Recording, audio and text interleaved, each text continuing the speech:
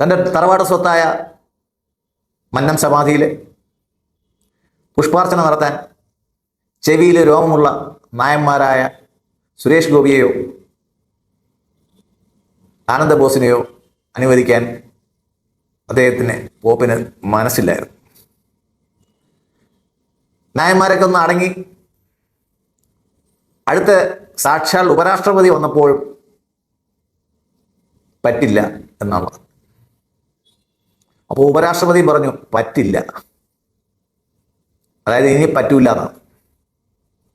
അതായത് ഇന്ത്യയുടെ രാഷ്ട്രപതിക്ക് അല്ലെങ്കിൽ ഉപരാഷ്ട്രപതിക്ക് ഇന്ത്യയിലെ ഒരു സ്ഥലത്ത് ദർശനം നടത്തണമെങ്കിൽ, അവൾ പുഷ്പാർച്ചന നടത്തണമെങ്കിൽ ഒരു പോപ്പിന്റെ അനുവാദം വേണം എന്ന് പറയാൻ മന്നം സമാധി ആരുടെ കുടുംബസ്വത്താണ് ഹേ?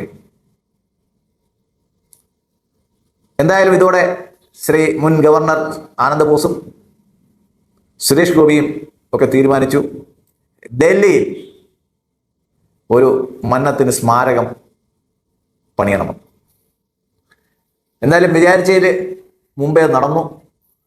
അത് സുകുമാരനൊരു പണിയായി.